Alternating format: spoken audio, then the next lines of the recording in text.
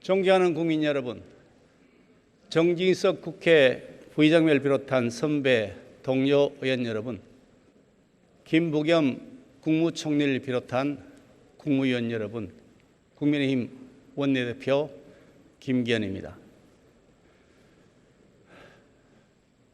국민 여러분, 요즘 얼마나 힘드십니까? 제가 20년 가까이 정치해오면서 이토록 부끄러웠던 적이 없습니다.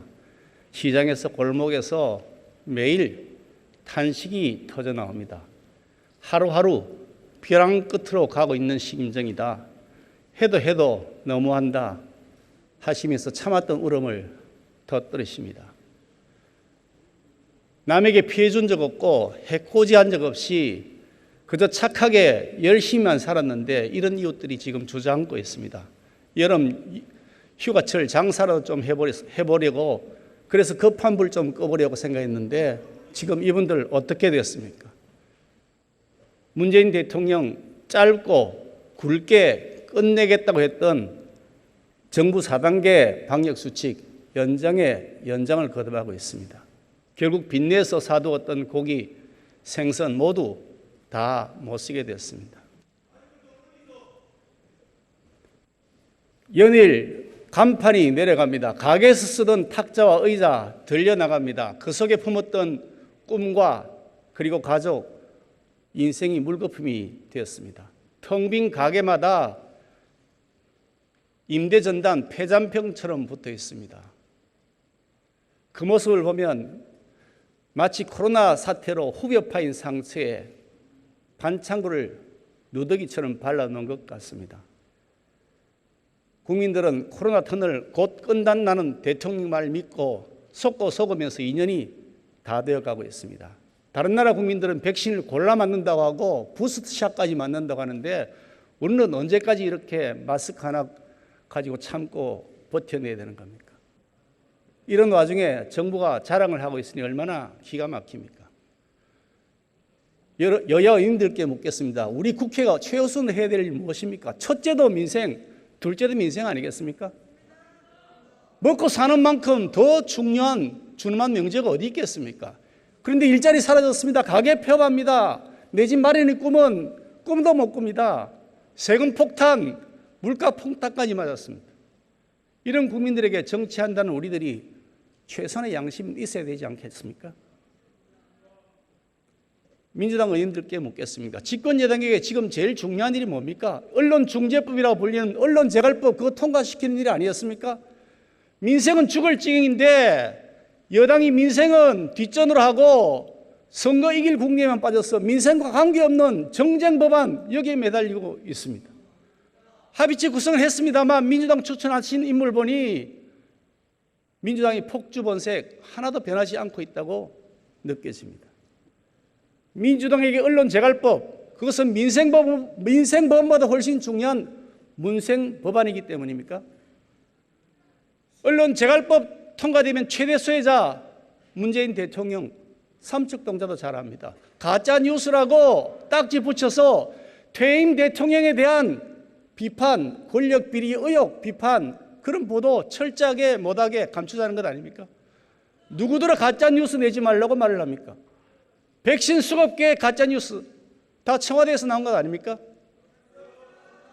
부동산 안정된다는 가짜뉴스 다 정부가 만드는 거 아닙니까? 북한이 비핵화한다는 가짜뉴스 문재인 대통령이 앞장서서 퍼뜨리고 있지 않습니까?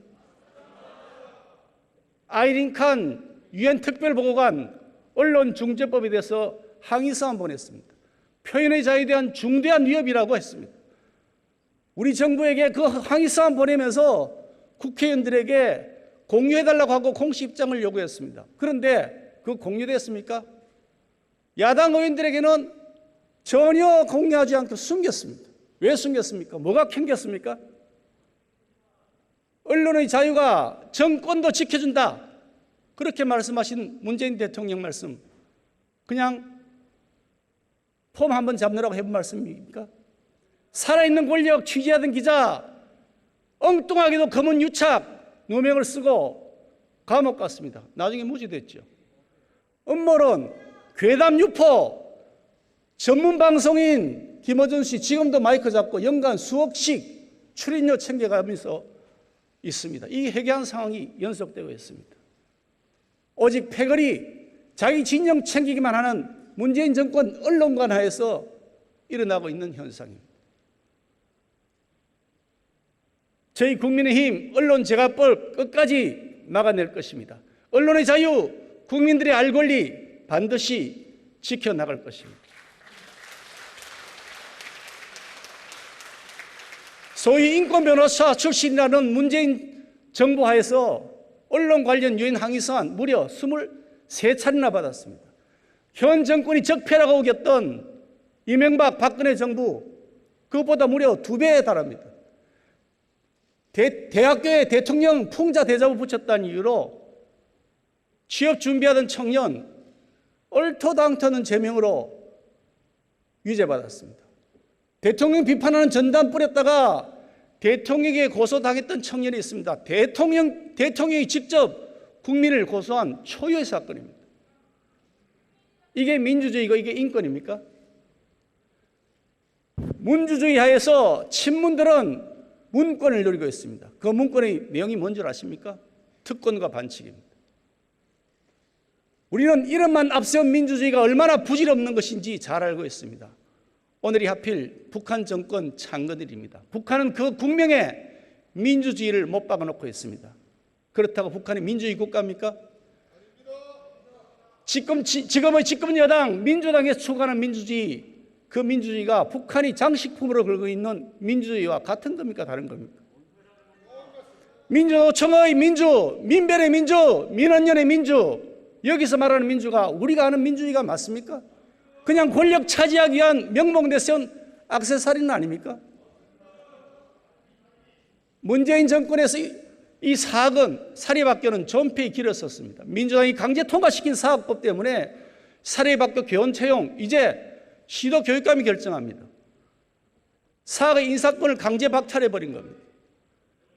교사 부정 채용 막겠다는 명분으로 잘하고 있는 하사학들까지 전부 국가가 통제하겠다는 겁니다.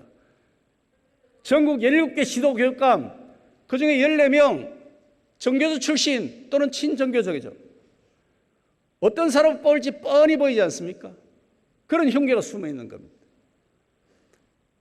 조희연 서울시 교육감 정교조 특혜 채용 비리 의혹, 조옥시 일가 웅동학원에서 벌어진 교사 채용 비리 의혹, 바로 문제를 저지르고 있는 사람들은 이런 사람들입니다. 왜 이런 사람들에 대한 비판을 하지 않습니까? 친정권 사람들 발밑에서 악취가 올라오고 있는데 왜 엉뚱하게 열심히 하고 있는 사학에게 책임 넘기고 팔을 비틉니까? 영화 대사 속에 나오는 말이 있습니다. 너나 잘하세요. 그 말이 딱 어울린다고 저는 생각합니다. 문제가 생겼다 그러면 정부가 다 해결하겠다고 나섭니다. 정말 쉬운 길입니다. 그렇지만 결코 가장 좋은 길 아닙니다. 현 정권은 공격의 대상을 정한 다음에 여론의 분노를 조정하고 그 위에 올라타서 졸속법안부터 만듭니다. 현장에서 어떤 부작용이 나든 상관없습니다. 그냥 떴다방처럼 언론 주목받고 표받기만 하면 되는 겁니다. 민주당 입법 폭주 때마다 나타났던 프레임이 있습니다. 단순 무식한 선악 프레임을 걸었습니다. 강자와 약자의 프레임을, 대결 프레임을 걸었습니다. 이제 그 지긋지긋한 프레임 버리고 합리적인 법안을 처리해야 됩니다. 정부 관료들도 좋기는 마찬가지입니다. 왜냐고요? 그 문제 해결한다면서 정부 조직 늘려주죠. 승진 자리 생기죠. 예산 늘려서 돈 펑펑 밀어주죠. 위원회 만들어서 공무원 책임 다 면제해 주죠. 그러니 정부 관료들도 여당과 함께 누이 좋고 매부 좋다는 것 아닙니까? 이처럼 정부 만능의 통제사회, 그것이 만약 정답이었다고 한다면 사회주의 국가 이 지구에서 왜 망하고 사라졌겠습니까? 저희 국민의힘은 문재인 정권의 정부 만능 획일주의 국가 통제의 장막 확 걷어내겠습니다. 우리의 미래를 개척해 나갈 힘의 원천은 민간에게 있습니다. 그 민간에게 역할을 부여하고 다시 되살리겠습니다. 존경하는 국민 여러분, 우리가 지나온 길 결코 쉽지 않았습니다. 그럼에도 우리 시민 모두가 함께 피땀 흘린 끝에 불과 70여 년 만에 신생 국가 대한민국이 오늘의 이 자리에 오를 수 있었습니다. 수많은 역사적 굴곡 속에 일어났던 일들 많았습니다. 그 평가에 엇갈릴 수 있습니다. 그렇지만 그 어떤 위대한 성취도 명예의 흔적만 달고 있지는 못합니다. 승리를 얻는 과정에서 상흔은 남기 마련이기 때문입니다. 그러기에 흉터를 이유해서 용서를 권리는 아무에게도 없습니다. 바로 이것이 공동체를 공동체로 존재케 하는 힘의 원천이기 때문입니다.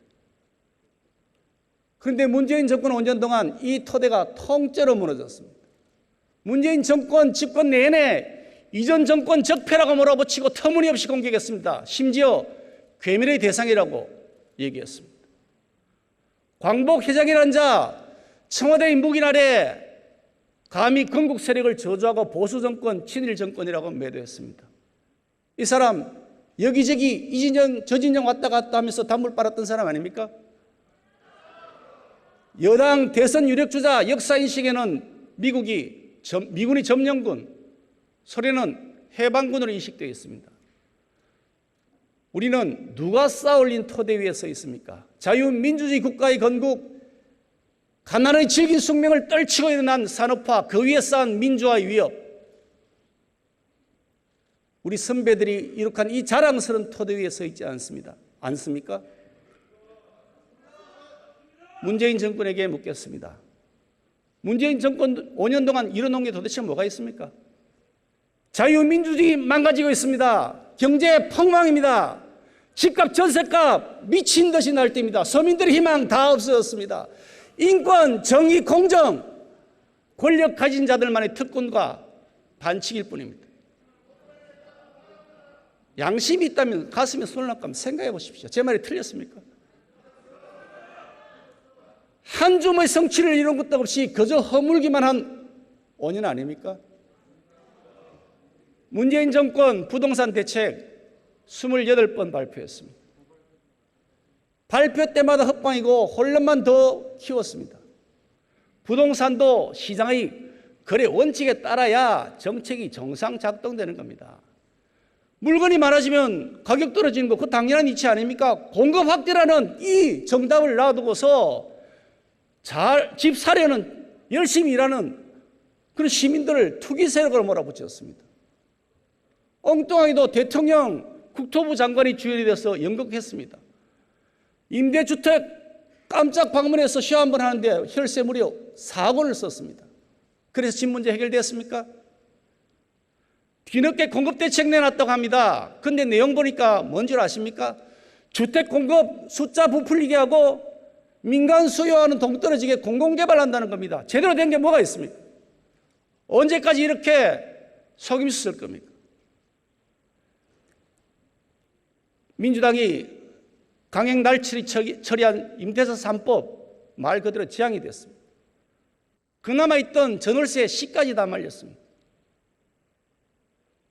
그래 놓고 정작 자신들은 임대차법 시행 직전에 임대료 재빠르게 올렸습니다. 그 주인공 누군지 아시죠? 부동산 정책 다루던 청와대 정책실장, 그리고 임대차 3법 밀어붙이던 민주당 의원이었습니다. 국민 여러분, 누가 잘못한 겁니까? 정직하게 벌어서 집 사고 싶은 사람, 국민이 잘못한 겁니까? 아니면 자기들도 안 지킬 법 만들어 놓고 뒤로는 가전, 편법, 꼼수서는 집권 세력이 잘못한 겁니까?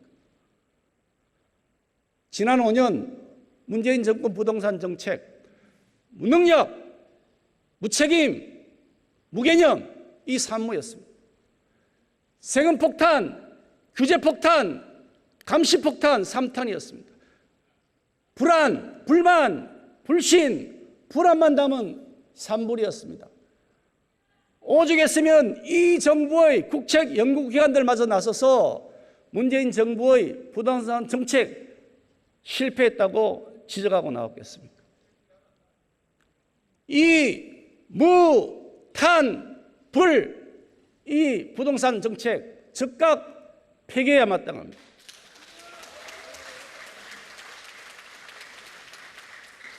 공급 확대, 민간 참여 확대, 대출 규제 완화, 보유세와 양도세 인하, 이 네 가지 해법을 당장 작동시켜야 됩니다. 그래야 주택 문제가 해결이 됩니다. 우리 국민의힘은 이미 이명박 정부, 박근혜 정부를 거치면서 집값을 안정시키고 내 집 마련의 꿈을 실현시켰던 성공의 노하우와 경험을 가지고 있습니다. 국민 여러분, 신뢰를 갖춘 우리 국민의힘에게 맡겨주십시오. 저희 국민의힘 집값, 전월세값 반드시 해결하겠습니다.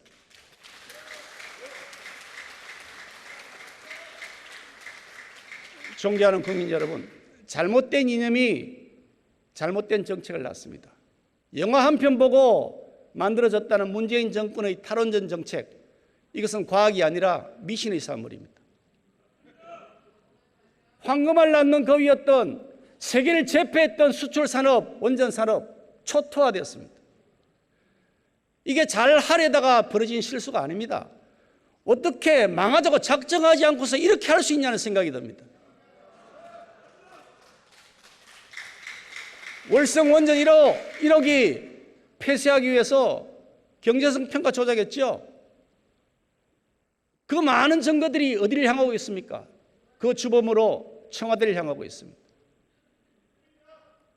그런데 정작 벌 받아야 할 산업부, 벌은커녕 차관 자리 늘어나는 훈장 받았습니다.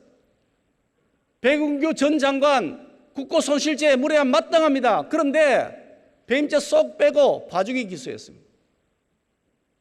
문재인 정권에서 밀어붙이는 태양광 발전, 탄소 중립 지금 어떻게 진행되고 있습니까? 전국의 산과 들 하천할 것 없이 태양광 패널로 뒤덮였습니다. 나무 마구 베어내고 패널 설치하니까 산사태가 났습니다. 태양광 패널 지금 발전은커녕 새똥바지 구실 역할하고 있습니다. 이건 국토 파괴고 환경 파괴인 것이 명확합니다. 이번 여름 전력수요 비상이 닥쳤을 때 정부는 정비 중이던 원전 3기 슬그머니 원전 일정을 앞당겨서 재가동시켰습니다.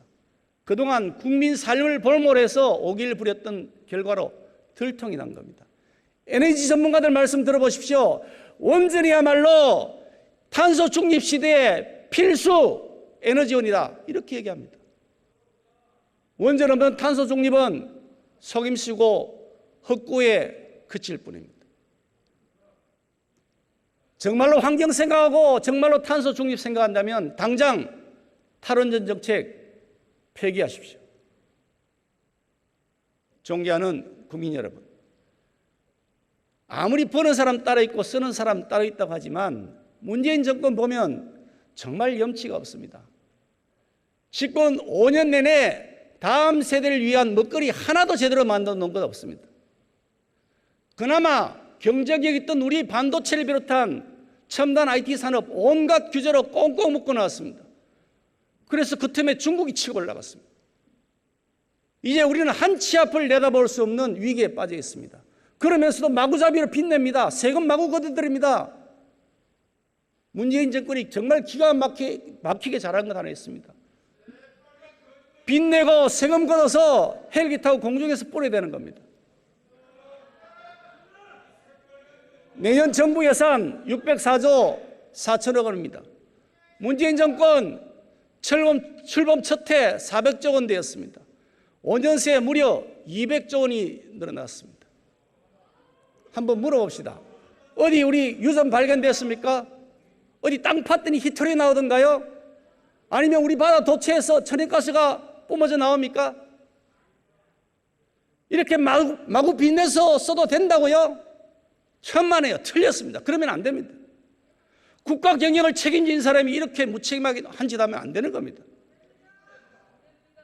이 정권 5년간 늘어난 국가 채무 어마어마하게도 408조 원, 역대 정부 중 최대 금액입니다. 이명박 정부, 박근혜 정부 9년 동안 합친 증가액 351조보다 더 많습니다. GDP 대비 국가 채무 비율 이제 50%를 돌파해버렸습니다. 문재인 대통령 야당 대표 시절 뭐라고 하셨습니까? 국가 채무 비율 40%, 재정 건전성 마지노선이라고 하지 않았습니까? 아니, 그러더니 청와대 가서는 왜 말 180도 바꿉니까? 마지노선 40%가 근거 없는 것이라고요? 계속 빚 더 내도 된다고요? 그래도 그 빚 다음 정부가 갚으라고요? 경제부처도 한심하게 마찬가지입니다. 홍남기 경제부총리 국회 예결위에 나와서 나라 국간 비워간다고 말씀하셨죠. 그러더니 그 다음날 바로 말을 바꿨습니다. 재정 탄탄하다고 바꿨습니다. 왜 청와대에서 야단을 맞았습니까? 대통령도 한 입으로 두말하고 부총리도 한 입으로 두말합니다. 도대체 이게 거짓말 경연대회가 아니고 무엇입니까? 더 기막힌 게 있습니다. 무조건 정부 코로나 핑계대는 그 기만과 무책임입니다. 코로나 이전에 이미 문재인 정부 소득 주도 성장, 빚더미 주도 성장인 것이 드러났습니다. 문재인 정권 국정운영 빚더미에 올려놓은 빚상누가인 것이 드러났습니다. 문재인 정권은 모래더미 위에 쌓아놓은 사상누각처럼 역사에 치욕적인 오명으로 기록될 것입니다.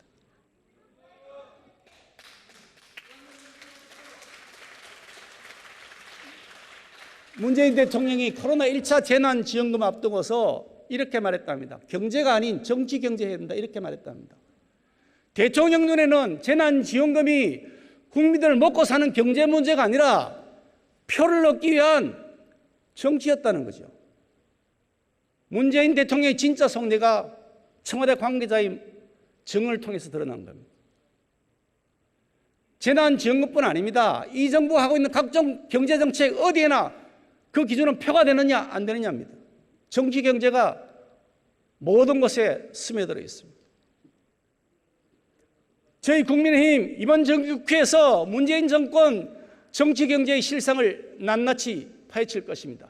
선거 공학에만 매달린 이 정권의 민낯을 밝혀내서 미래 세대를 빚더미에서 구출해낼 수 있도록 할 것입니다.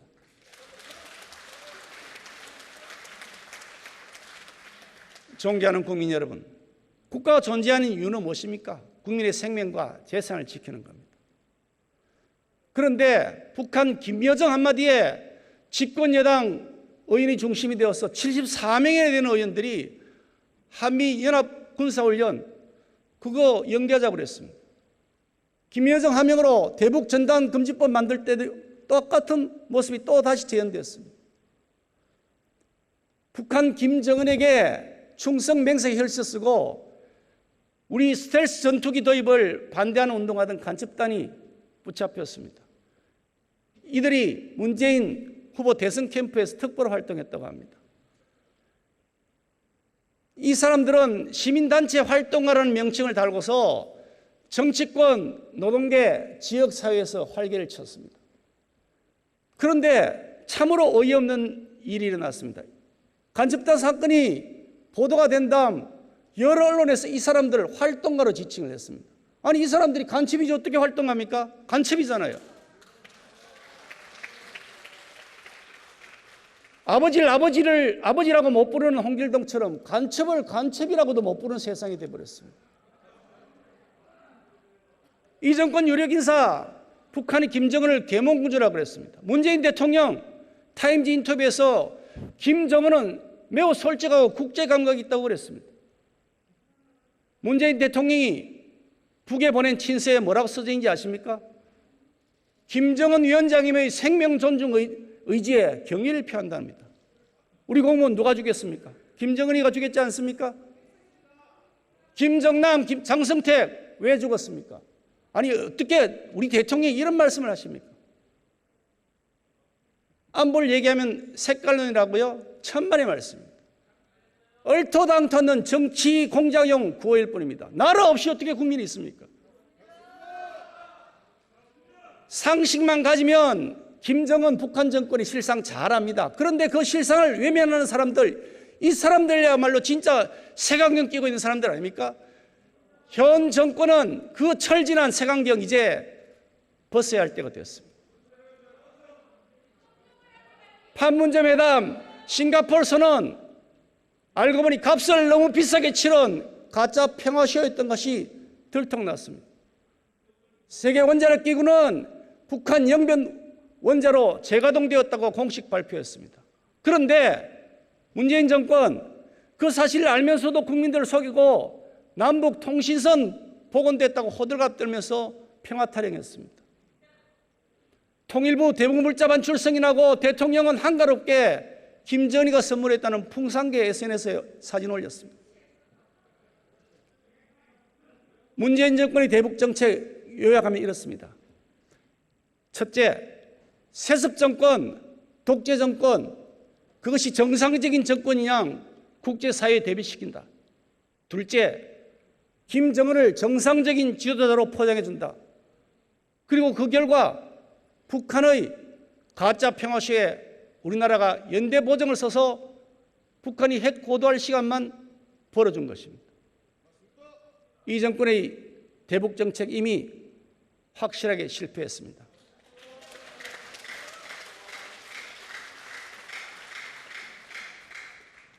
모든 나라, 모든 국민은 그들만의 꿈이 있습니다. 미국에는 미국의 꿈이 있고 중국에는 중국몽이라는 꿈이 있습니다.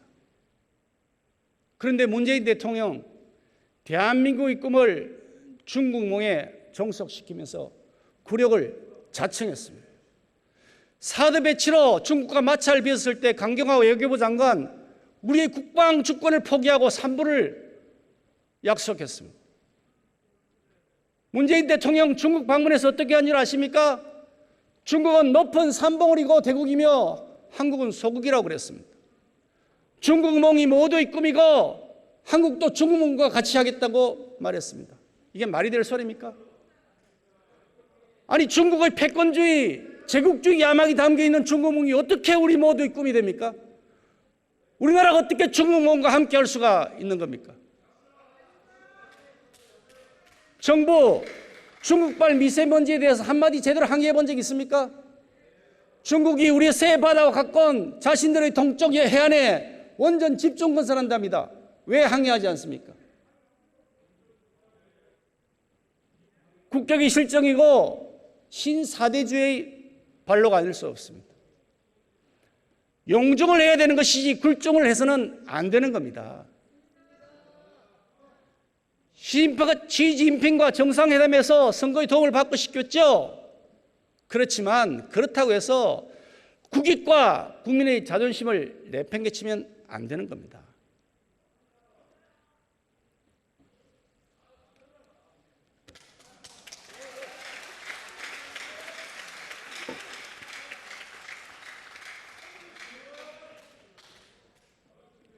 우리가 해방 후에 이렇게 성장할 수 있었던 것, 자유민주주의 진영의 나라들과 함께했기 때문입니다. 문재인 정부 이제 대중 굴종적 자세 버리시고 자유민주주의 진영 동맹의 토대 위에서 주권 국가로서 당당하게 대중 외교 관계를 펼쳐나가시기를 촉구합니다. 지난 7월 일어났던 일입니다. 영세 자영업자들이 참다 못해 일어났습니다.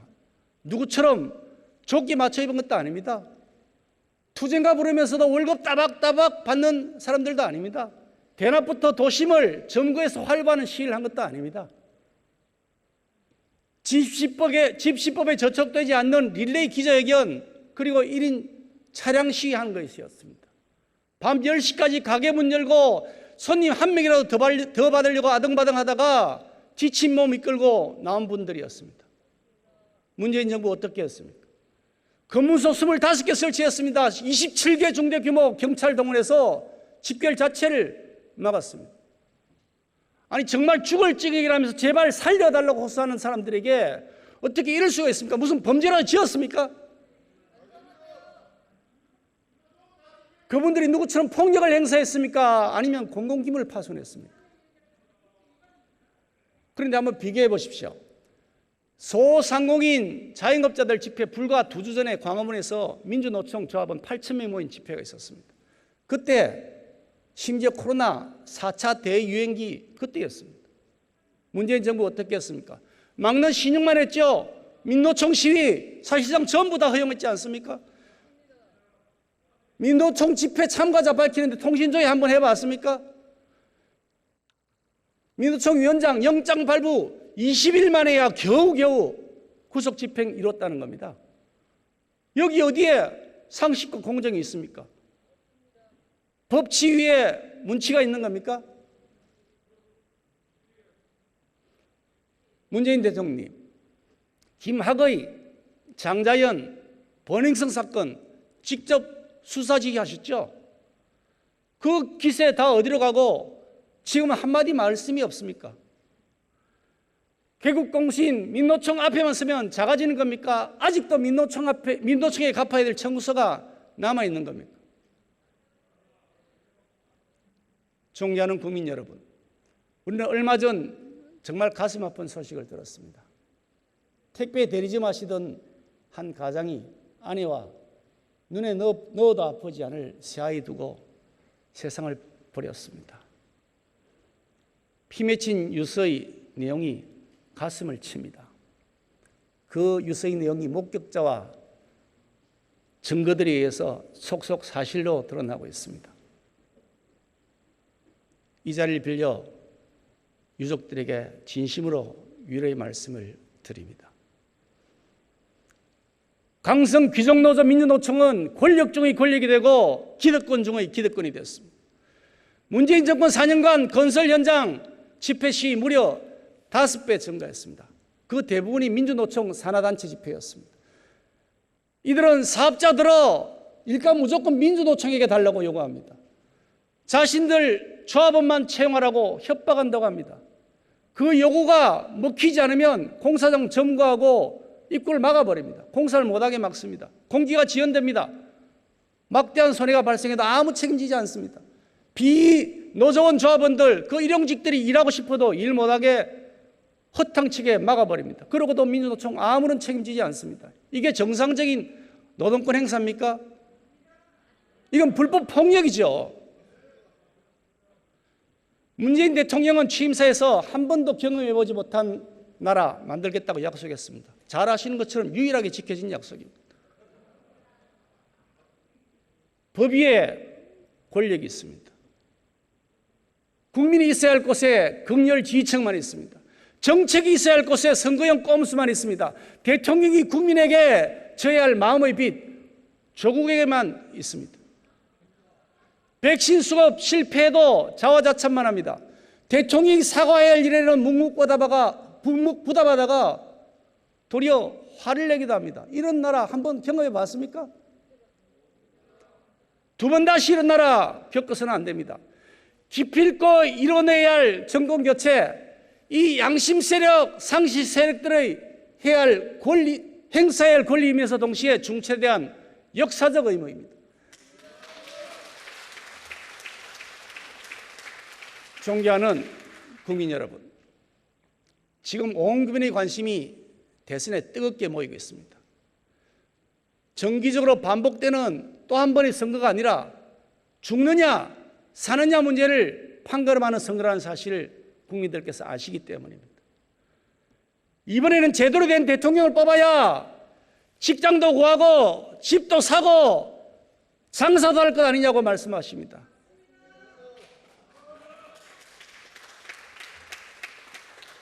아마 지금 청와대와 집권 여당 초조할 겁니다. 권력을 놓는 순간이 두려울 겁니다. 그동안 겁없이 저질렀던 각종 권력 사유화, 범법 행위에 대한 책임과 평가가 두려울 겁니다. 이전 정권 터무니없이 적폐몰이하면서 정치보복했잖아요. 그런 생생한 경험이 이제 불안감이 되어서 다시 떠오를 겁니다. 그래서 아마 무슨 수단을 써서라도 관제 여론 만들고 모든 권력기관 동원할 것이라고 봅니다. 한번 돌아보십시오. 지난 지방선거 국회의원 총선에서 선관위가 야당의 현수막 일일이 시비 걸었지 않습니까? 그 반면에 여권에서 걸었던 토착 외구 인신공격 현수막, 낙선운동 현수막 면접을 다 줬습니다. 캠코더 인사 조혜주를 선관위 핵심 보직에 앉혀놓고 톡톡히 점유받습니다. 내년 대선이 이제 코앞에 다가왔습니다. 선거 관리해야 되는 내각, 국무총리, 행안부 장관, 법무부 장관 모두 민주당 출신 아니면 민주당 현역 국회의원입니다. 선거 중립, 공정관리가 될 리 만무합니다. 저는 이미 여러 차례 문재인 대통령에게 직접 말씀드렸습니다. 선거 중립 내각 구성해달라고요. 묵묵부답, 요지부동입니다. 수단과 방법을 가리지 않고 반드시 정권을 사수하겠다는 생각이신지 모르겠지만 우리 국민들께서 주권자께서 똑똑하게 쳐다보고 계십니다. 전해철 행안부 장관, 박범계 법무부 장관 즉각 교체할 것을 강력하게 요구합니다.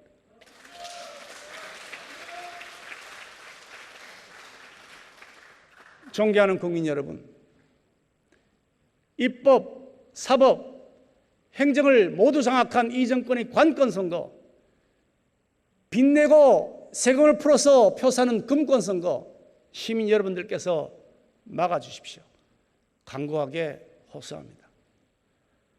저희 국민의힘은 자랑스러운 우리 국민의힘을 믿으면서 정권 교체를 위해 모든 노력을 다 쏟을 것입니다.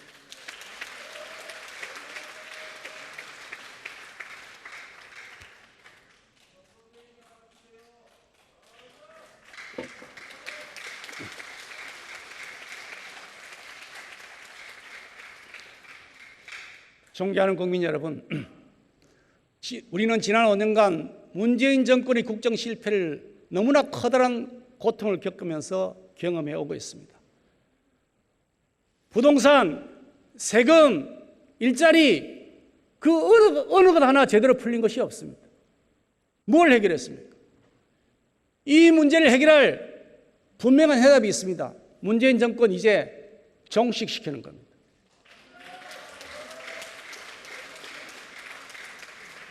그런데 지금 민주당 대선 후보자들 보면 저는 기가 막힙니다. 문재인 정권 5년 내내 폭망 드라마를 같이 썼던 책임자들 아닙니까? 특권과 반칙의 꿀을 같이 빨았던 사람들 아닙니까? 이 폭정과 실정에 대한 책임을 함께 져야 될 사람들 아닙니까? 그런데 반성은커녕 도리어 다시 집권하겠다고 나서고 있으니 저는 참으로 어이가 없습니다. 문재인 정권의 부동산 정책 잘 되고 있습니까? 문재인 정권의 백신 확보, 방역 지침 제대로 되고 있는 겁니까? 문재인 정권의 외교 안보, 대북 정책 이대로 가도 되는 겁니까? 이 잘못된 정책을 서로 개선하겠다고 경쟁하고 내가 문바에게 더 충성하겠다고 경쟁하고 있는 이런 대선 후보, 누가 최종 후보가 된들 결국 문재인 정권 시즌2 아닙니까? 아니 그게 아니고 어쩌면 훨씬 더 심할지도 모르겠습니다. 맛을 봤으니까요. 문재인 정권 시즌2가 되면 지금 우리가 겪고 있는 이 비정상이 이제 고착화될 겁니다. 우리가 잘못되었다는 것을 알았을 때는 이미 때가 늦었을지도 모릅니다. 일었을 힘마저 다 없어졌을 시기일지도 모릅니다. 이 불행을 반드시 막도록 우리 국민의힘이 앞장설 것입니다.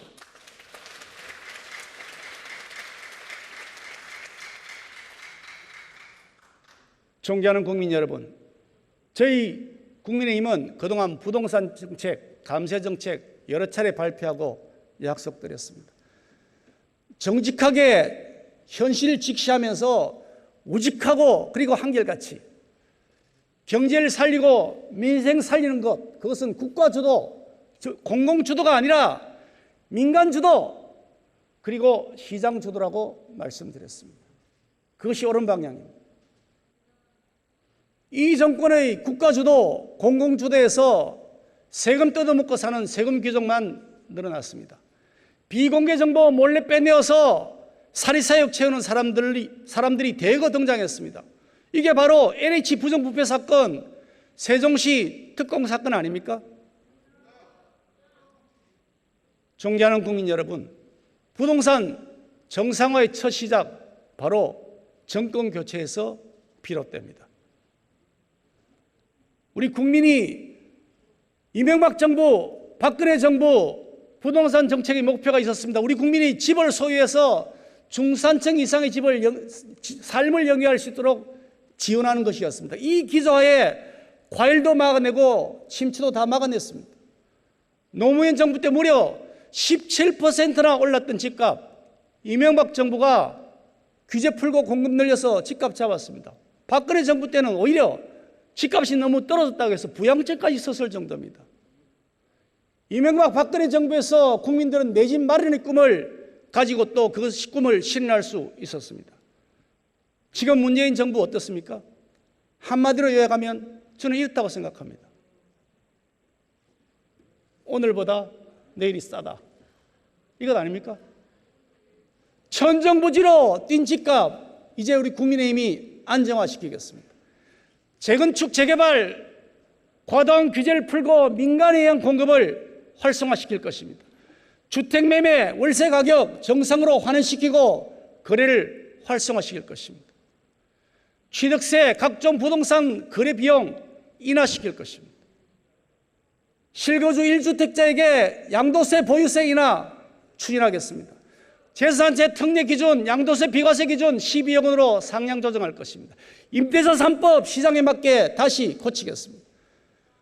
서민들과 실소유자를 대상으로 LTV와 DTI 우대 비율 현행 10%포인트에서 20%포인트로 확대하고 DSR 규제 현행 40%에서 60%로 완화하겠습니다.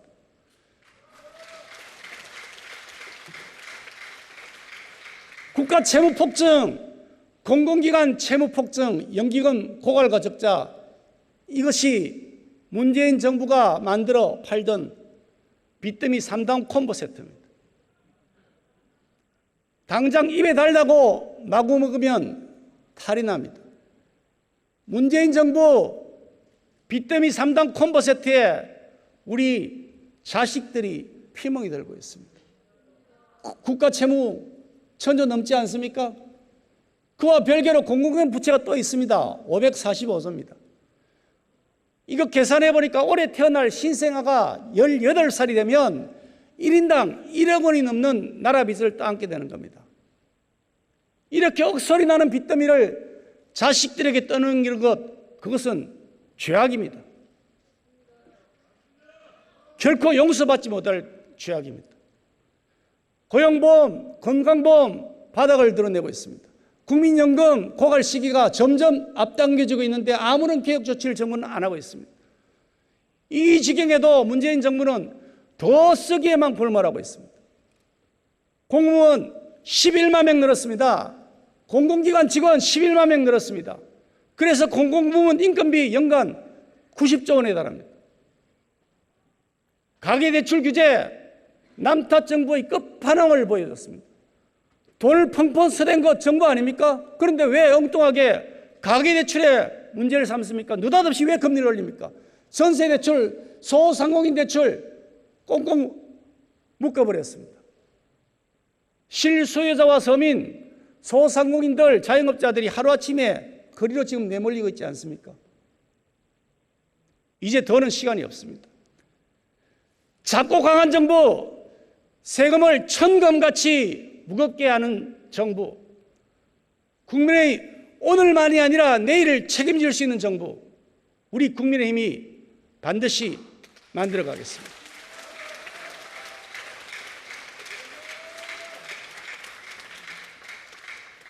저희 국민의힘은 법인세, 소득세를 감세하고 부동산세와 부가세를 감세하는 등으로 국민 부담을 획기적으로 줄이는 세제개혁 TF를 구성하겠습니다. 이 정권의 세금 폭탄을 제거하는 정책, 그것을 대선의 핵심 공약으로 국민 여러분에게 제시할 것입니다. 이 정권의 획일적 규제 정책, 대전환해서 업종별로, 산업별로, 지역별로 특성에 맞게 최저임금을 차별 적용하고 주 52시간제 유연성 합리적으로 조정하겠습니다. 거미줄처럼 얽혀있는 덩어리 규제 과감하게 혁파하겠습니다.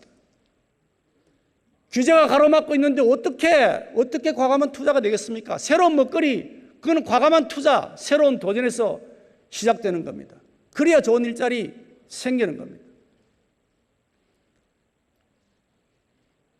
지속 가능한 고용 회복 열어나가려면 민간 일자리를 많이 만들어야 됩니다. 세금 쓰는 일자리가 아니라 세금을 버는 일자리를 만들어야 되는 겁니다.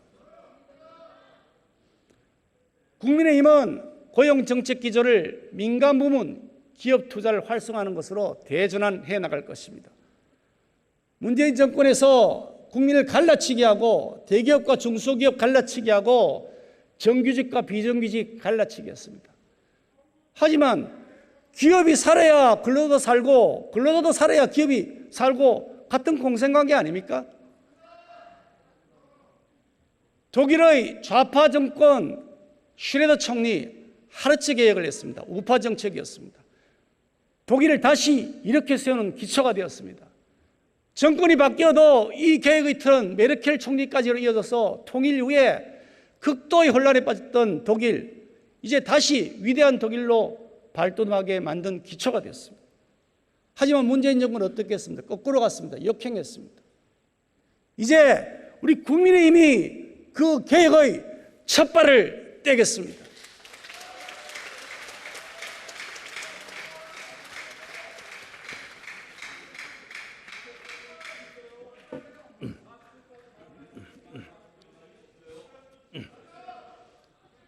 반만년, 존경하는 국민 여러분, 반만 역사, 70여 년 역사의 대한민국, 이 대한민국에 살고 있는 우리는 백성이 아니라 자유시민입니다.